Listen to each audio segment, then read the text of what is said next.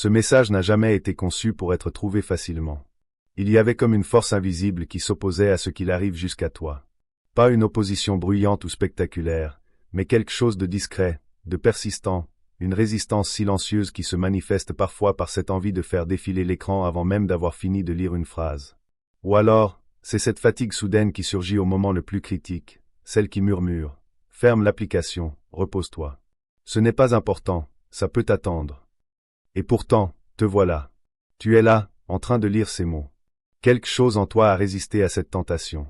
Quelque chose s'est arrêté, s'est apaisé, est devenu silencieux au moment où tes yeux ont croisé ces lignes. Et ce silence, mon enfant, n'était pas un simple hasard. C'était une reconnaissance intérieure, une vérité qui est montée à la surface bien avant que ton esprit ait trouvé les mots pour la nommer. Garde cette sensation précieusement. Considère-la comme la première preuve de ce que je m'apprête à te révéler. Parce que ce que je libère à travers ce message, c'est quelque chose qui a été préparé spécialement pour toi. Cela t'attendait depuis le moment où tu serais prêt à le recevoir. Le fait que tu sois ici, maintenant, en train de lire ces lignes, n'est pas le fruit du hasard. Ce n'est pas non plus le résultat d'un algorithme. C'est un rendez-vous que j'ai arrangé moi-même. Et ce que j'ai à te dire est bien plus important que ce que tu peux imaginer aujourd'hui. Je sais que quelque chose a changé récemment dans l'atmosphère de ta vie. Quelque chose que tu as ressenti sans pouvoir le nommer. Il y a des personnes influentes, des personnes qui ont du pouvoir, de l'accès, de l'influence. Leur attention ne se pose jamais sur quelque chose sans raison valable. Et l'une d'elles ne cesse de penser à toi. Pas parce que tu as travaillé pour ça, pas parce que tu as fait quelque chose d'impressionnant. Non. Cette personne, mon enfant, est attirée par quelque chose qu'elle ne peut pas expliquer. Elle est revenue vers toi dans ses pensées bien plus souvent qu'elle ne voudrait l'admettre. Elle repense à ce que tu as dit, à ce que tu n'as pas dit, à ta manière d'être, à cette différence qui te rend unique dans son environnement. Et cette attirance, ce n'est pas une simple question de personnalité. C'est une onction. C'est la signature de ce que j'ai déposé en toi avant même que tu ne prennes ton premier souffle.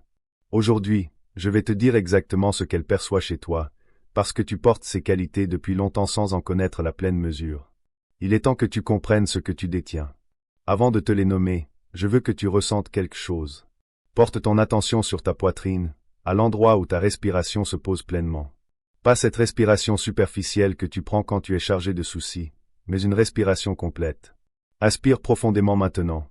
Laisse l'air atteindre le fond de tes poumons.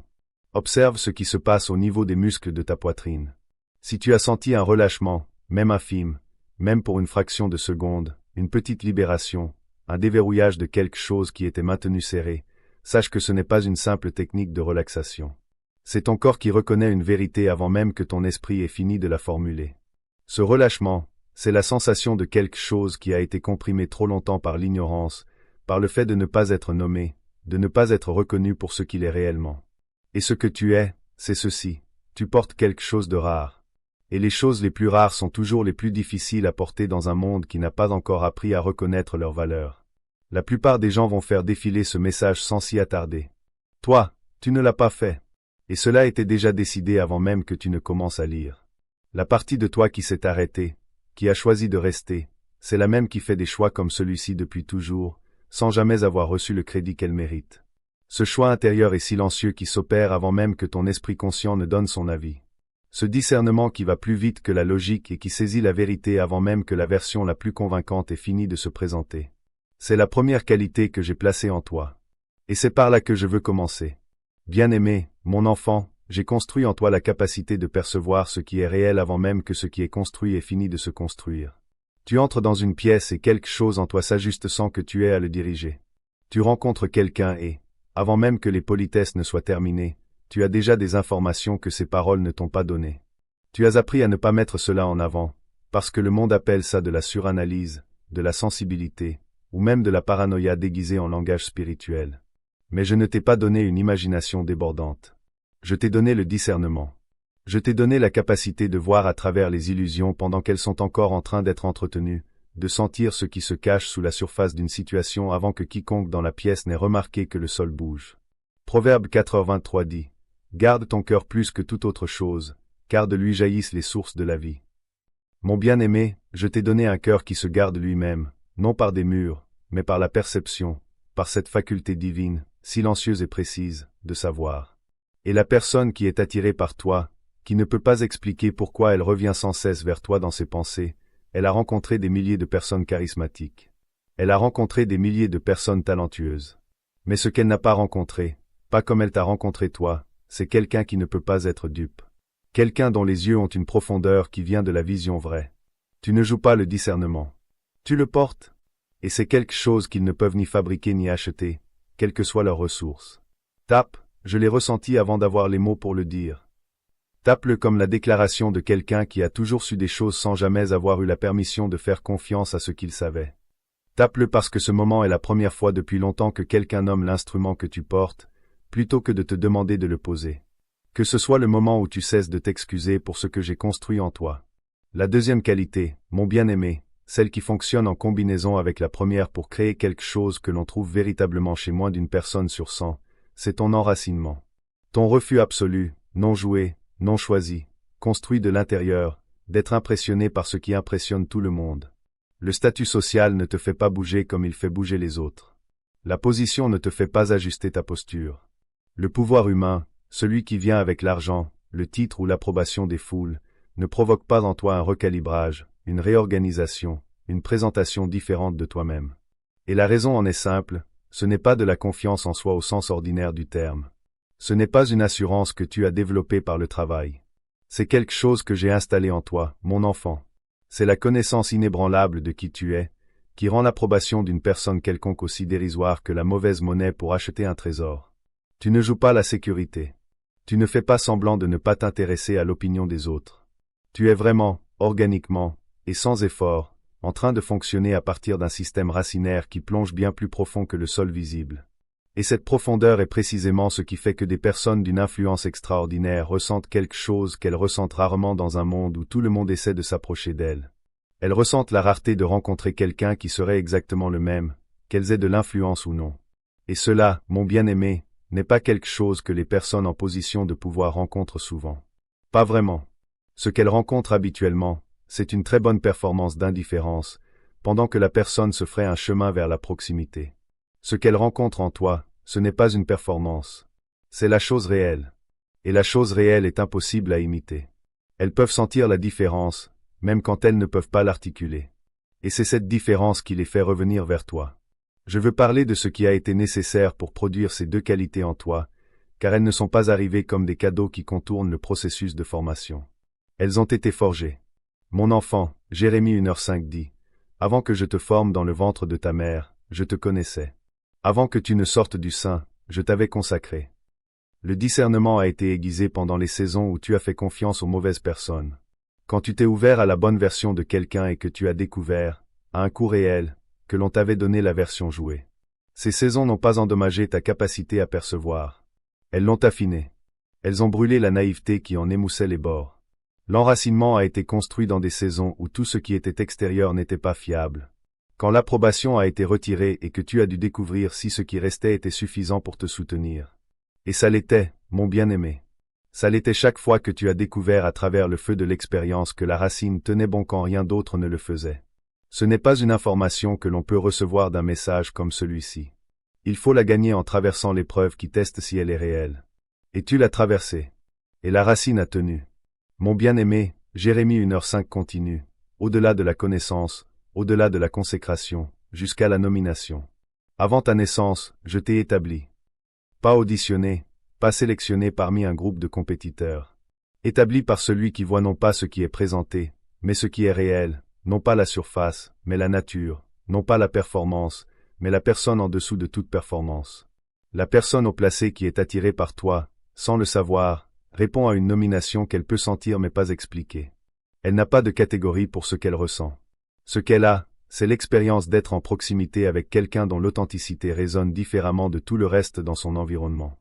Et c'est cette résonance, cette fréquence distinctive qui ne peut être ni imitée ni reproduite, qui continue de la ramener vers toi. En ce moment même, quelque chose peut se produire au niveau de tes épaules. Une légère lourdeur, pas un inconfort, mais une présence indéniable. Le genre de poids qui s'installe à un endroit où quelque chose a été porté pendant longtemps. Mon enfant, si tu ressens cela, je veux que tu saches ce que c'est. C'est le poids accumulé des saisons passées à porter ces qualités sans que personne n'en nomme la valeur, sans que personne ne dise clairement Ce qui est en toi et que tout le monde t'a dit de rejeter n'est pas un fardeau. C'est un don d'une telle rareté, bien-aimé, que je ne pouvais pas le donner à tout le monde sans qu'il cesse d'être ce qu'il est. Cette lourdeur et l'enregistrement physique d'années passées apportaient quelque chose de précieux dans un monde qui n'avait pas les récepteurs pour le recevoir correctement. Laisse-toi reconnaître ce que cela a coûté de le porter, mon enfant, parce que cette reconnaissance n'est pas de l'apitoiement sur soi. C'est le début de la compréhension que ce qui a été rejeté comme une faiblesse a toujours été la chose que j'ai conçue pour être ta plus grande force. Le ciel n'a pas seulement regardé ce que tu as enduré, mon enfant. Il l'a enregistré. Chaque fois que tu es resté silencieux alors qu'ils attendaient que tu te produises pour leur validation. Chaque fois que ton discernement t'a sauvé et qu'ils ont appelé ça de la suranalyse. Chaque fois que ton enracinement a été confondu avec de la froideur, de l'orgueil, de l'arrogance, une incapacité à être ému par des choses qui devraient t'émouvoir. Chaque fois que quelqu'un s'est tenu devant toi avec la pleine attente que ta fin de son approbation te rendrait malléable, et a découvert à la place que tu n'étais pas malléable de la manière dont ils avaient besoin que tu le sois, et a décidé que ton refus de t'ajuster était un défaut de caractère plutôt qu'un caractère. Le dossier ne ment pas, bien-aimé. Le dossier n'expire pas. Chacun de ces moments est tenu avec précision dans la plénitude d'une histoire qui n'a pas encore atteint sa scène finale. Et la scène finale, mon bien-aimé, n'est pas celle qu'ils ont écrite pour toi. Elle ne l'a jamais été. Tape, je sais ce que je porte. Tape-le comme la récupération de quelque chose que tu as porté sans reconnaissance pendant longtemps. Tape-le comme le moment où tu arrêtes de mesurer la valeur de ce qui est en toi par la capacité des gens autour de toi à le percevoir. Ce que tu portes n'a pas besoin de leur reconnaissance pour être réel. Je l'ai fait. Je l'ai placé. Leur incapacité à le voir n'a pas changé sa nature. Cela a seulement changé leur accès. Je veux continuer à te guider à travers ce que j'ai placé en toi, mon bien-aimé. Parce que les deux qualités rares que j'ai nommées en premier sont celles qui ont attiré l'attention de cette personne au placé. Mais elles ne sont pas la totalité de ce que tu portes. Elles sont les notes d'ouverture de quelque chose de bien plus complet. Ton intégrité, par exemple, n'est pas une performance d'intégrité. Ce n'est pas le genre qui se montre quand il y a des témoins et disparaît quand les témoins partent. C'est le genre que tu portes à minuit, quand tu es seul et qu'un choix pourrait être fait qui te profiterait et qu'aucun œil humain ne le saurait jamais. Tu es la même personne en privé qu'en public. Mon enfant, dans un monde où l'écart entre le soi public et le soi privé est plus large que la plupart des gens ne veulent l'admettre, cet alignement est l'une des choses les plus rares que je vois. La personne au placé qui a été dans des pièces avec des gens dont le soi public et le soi privé sont des créatures entièrement différentes, sent en toi une cohérence qu'elle n'a pas rencontrée souvent, une intégrité qui n'est pas une performance. Et même avant qu'elle ne puisse la nommer, cette sensation crée une qualité de confiance qui arrive avant qu'il n'y ait suffisamment de preuves pour la justifier. Parce que quelque chose en elle répond à ce qui est vraiment vrai, plutôt qu'à des preuves qui ont été organisées pour sa consommation. Il y a autre chose que j'ai placée en toi, mon enfant, et qui a été plus souvent mal compris que presque toutes les autres qualités que tu portes. Tu guéris les gens sans essayer, sans jouer la sollicitude, sans assembler les mots conçus pour réconforter. Il y a un apaisement qui se produit quand tu arrives, bien-aimé, une qualité de silence qui fait que les gens dans ton environnement ressentent, sans savoir pourquoi, que les choses sont légèrement plus gérables qu'un instant auparavant. J'ai placé ma paix en toi comme une chose vivante, transmissible, pas comme un concept que tu détiens, mais comme une fréquence que tu émets. La personne au placé a été dans toutes les pièces qui comptent, entourée des voix les plus articulées, des conseillers les plus stratégiques. Et ce qu'elle ressent près de toi, ce n'est aucune de ces choses. C'est un apaisement, mon enfant, qu'elle n'a pas pu reproduire avec aucun montant de succès ou de ressources. Cet apaisement, ce n'est pas ta personnalité. C'est moi qui coule à travers ce que j'ai fait en toi. Ton silence, mon bien-aimé, est l'une de ces qualités. Cette personne a passé sa vie dans des pièces où tout le monde est en compétition pour l'espace aérien, où le silence est interprété comme une absence de contribution. Et puis elle te rencontre et elle découvre que ton silence n'est pas une absence. C'est une présence d'un autre genre. Une présence qui exige une transparence sans exiger de parole. Une présence qui expose le faux sans qu'un seul mot accusateur ne soit prononcé. C'est le don que je t'ai fait, la capacité d'être un miroir qui reflète ce qui est réel sans jouer la réflexion. Les gens savent dans ton silence ce qui est vrai à propos d'eux-mêmes, non pas parce que tu le leur dis, mais parce que tu ne joues pas l'ignorance, et leur propre connaissance remonte à la surface dans l'espace que crée ton honnêteté. Tape, j'ai été fidèle dans le silence. Tape-le comme le témoignage de quelqu'un qui a gardé le silence quand parler aurait été plus facile. Qui est resté vrai quand jouer un rôle aurait été plus rapidement récompensé. Le silence n'était pas un vide. C'était la fidélité qui prend une forme que le monde ne reconnaît pas comme fidélité parce qu'elle ne ressemble pas au bruit. La plupart des gens resteront jusqu'à ce point du message tout en le tenant à distance, en l'examinant d'un point de vue sûr, en attendant la faille. Toi, tu es resté, mon enfant. Tu es resté présent avec cela. Et le fait d'être resté est plus important que tu ne le sais, parce que ce que je libère dans cette deuxième partie du message est spécifiquement gardé pour ceux qui ne sont pas partis. Ce que je suis sur le point de dire est pour ceux qui ont tenu bon. Mon bien-aimé, je veux te parler d'une qualité que le monde a dépensé d'énormes efforts pour éliminer chez les personnes que j'ai choisies. Mon enfant, tu as été intime avec la douleur. Tu la connais sous sa forme complète. Pas la version gérée, pas la version filtrée et convertie en contenu, mais la forme brute, non éditée, du milieu de la nuit. Et tu n'as pas été détruit par elle. Tu n'as pas été défini par elle. Quelque chose en toi est entré en contact avec une souffrance qui aurait altéré de façon permanente la plupart des gens, et en est ressorti altéré, oui, mais pas brisé, affiné. Il y a une qualité chez les personnes qui ont traversé une véritable souffrance et en sont ressorties avec leur humanité intacte, qui est indubitable. Une profondeur qui ne peut pas être construite. Une compassion qui n'est pas jouée parce qu'elle n'a pas été apprise dans un livre. La personne au placé te regarde et sent quelqu'un qui est véritablement entier plutôt qu'artistiquement assemblé. Quelqu'un qui est allé à l'intérieur de quelque chose de réel et qui en est revenu avec la chose que seul l'intérieur peut donner. Ce n'est pas quelque chose que les ressources peuvent produire. Cela se forme dans le feu que je permets dans la vie de ceux que j'ai choisis pour porter quelque chose de spécifique. Et toi, mon bien-aimé, tu le portes. Tu ne cours pas après les choses, mon bien-aimé. Je veux le nommer clairement parce que cela a été mal interprété comme de la distance, du désintérêt. Ce n'est pas ce que c'est. La raison pour laquelle tu ne cours pas après, c'est parce que je t'ai aligné d'une manière qui rend la course après malhonnête. Tu sais, dans ton corps, quand la fréquence est juste et quand elle est jouée. Tu ne peux pas fabriquer un désir pour des choses qui ne sont pas alignées avec ce que j'ai placé en toi, mon enfant. Et parce que tu ne peux pas le fabriquer, tu ne le joues pas. Tu traverses ta vie en attirant plutôt qu'en auditionnant. Et la personne qui est attirée par toi, qui a passé toute sa carrière à apprendre à reconnaître la performance, rencontre en toi quelqu'un qui est simplement en train d'être. Et cela l'arrête, bien-aimé, parce que c'est la chose réelle. Et la chose réelle arrête toujours les gens qui ont accumulé assez d'expérience pour savoir combien la chose réelle est rare. 1 Samuel 16h7 dit que l'homme regarde à l'apparence extérieure, mais l'Éternel regarde au cœur, mon enfant. Les gens qui t'ont sous-estimé ont regardé l'apparence extérieure. Ils ont regardé ton silence et n'ont vu aucune performance. Et parce que la monnaie dans laquelle ils étaient fluents était la performance, ils ont interprété l'absence de performance comme l'absence de valeur. Ils ont regardé ta profondeur, mon bien-aimé, et ont vu quelque chose qui ne se traduisait pas facilement dans leur cadre. Et ce qui ne se traduit pas facilement est classé dans la catégorie « difficile » plutôt que « exceptionnel ». Ils ont regardé ton refus de jouer pour leur approbation et l'ont interprété comme de l'orgueil, de la rétention, le genre de froideur qui fait que quelqu'un ne vaut pas la peine d'investir. Ils ne te voyaient pas. Ils voyaient les limites de leur propre cadre. Et je regardais tout cela, bien-aimé. Chaque pièce dans laquelle tu as été écarté. Chaque table à laquelle tu n'as pas été invité. Chaque moment où quelqu'un a décidé, sans information adéquate, que ce que tu avais à offrir n'était pas ce qu'il cherchait.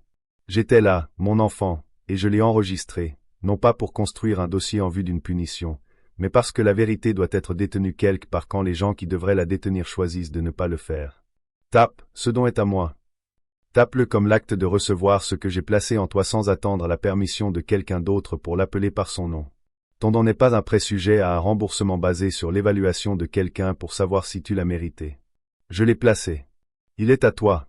Aucune évaluation faite par quelqu'un qui travaille à partir du mauvais cadre ne change cela. Je veux parler de ce dont tu es libre, mon bien-aimé, parce que la liberté est l'une des choses les plus attrayantes qu'une personne puisse porter dans un monde de chaînes soigneusement entretenues. Tu es libre de la performance de la perfection, mon enfant.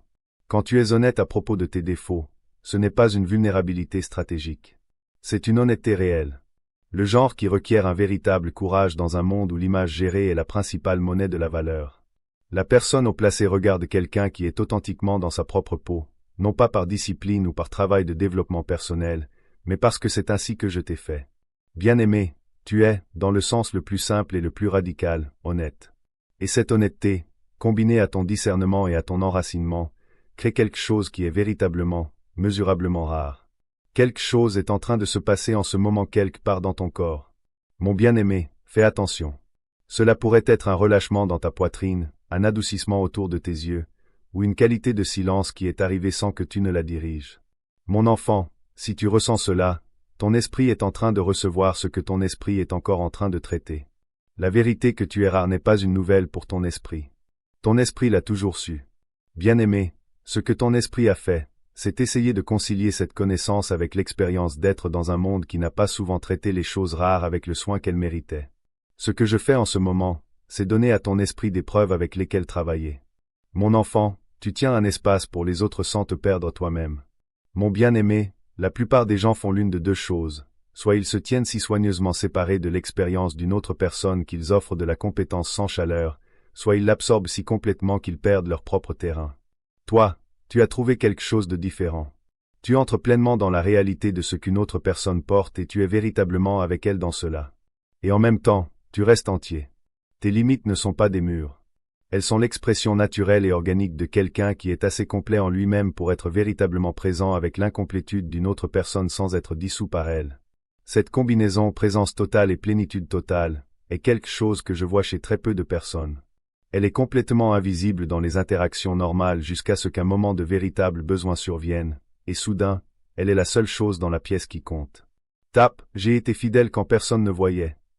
Pas seulement comme une déclaration pour toi-même, mais comme un témoignage.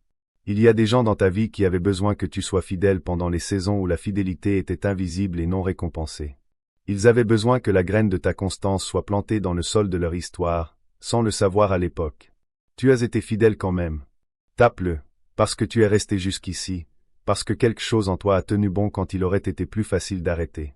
Ce que je libère maintenant n'est pas un encouragement général distribué à un public.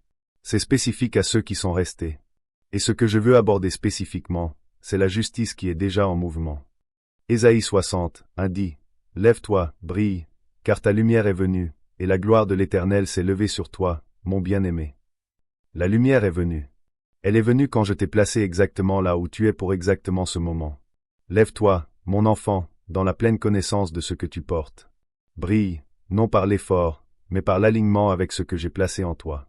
Les gens qui ont besoin de voir la chose réelle sont sur le point de la rencontrer, mon enfant, et tu es prêt. Pas parce que tu es arrivé à la préparation après un long voyage de préparation, bien que le voyage ait été réel et la préparation authentique. Tu es prêt parce que j'ai décidé que tu étais prêt avant que tu ne prennes ton premier souffle, mon bien-aimé, et tout depuis lors a été l'arrivée lente, patiente et approfondie du moment où cette préparation devient visible pour les environnements que j'ai préparés pour elle. Tape, c'est déjà fait. Pas comme l'espoir que cela sera fait, mais comme la déclaration de quelqu'un qui a reçu en ce moment la connaissance établie que l'histoire que j'ai écrite ne se termine pas par l'éviction, que le dossier détenu par celui qui a tout regardé est le mot final, que la personne au placé qui ne peut pas s'arrêter de penser à toi est un signal d'un mouvement plus large déjà en mouvement. C'est déjà fait. Tape-le avant de partir. Il y a quelque chose que je veux te demander de faire. Il y a un nom dans ton cœur en ce moment. Peut-être un nom que tu as gardé tout au long de ce message. Quelqu'un dont le visage t'est apparu à certains moments où ce qui était dit résonnait comme vrai. Quelqu'un dont tu connais la saison de ne pas être vu parce que tu le connais. Sème une graine aujourd'hui spécifiquement pour cette personne. Pas comme une transaction où ton don produit un résultat que tu peux suivre, mais comme une déclaration de foi que ce que je fais dans des vies comme la tienne, je peux aussi le faire dans la leur. Que les qualités que j'ai placées en eux, même celles qui ne sont pas encore visibles pour les gens qui ont le plus besoin de les voir, sont réelles, sont établies et sont sur le chemin du moment où elles seront reconnues. Visite le lien dans la description ci-dessous ou scannez le code QR à l'écran pour semer cette graine. Le nom dans ton cœur n'est pas aléatoire. Je l'ai placé là. Et la graine que tu sèmes en leur nom aujourd'hui porte le poids total de ce que tu as reçu dans ce message.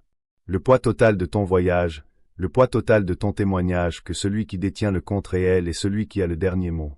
Garde cela pour eux et porte en avant tout ce qui a été dit ici. Cela a toujours été vrai. Maintenant, tu le sais. Si ce que tu viens de lire a fait vibrer quelque chose en toi, si tu as senti une étincelle, une chaleur ou une reconnaissance dans ton cœur, alors tu sais que cette parole est vivante et qu'elle mérite d'être soutenue. Chaque super thanks, chaque petit geste de ta part, est une flamme qui permet à cette lumière de continuer à briller pour ceux qui en ont besoin. Offrir, c'est aussi recevoir.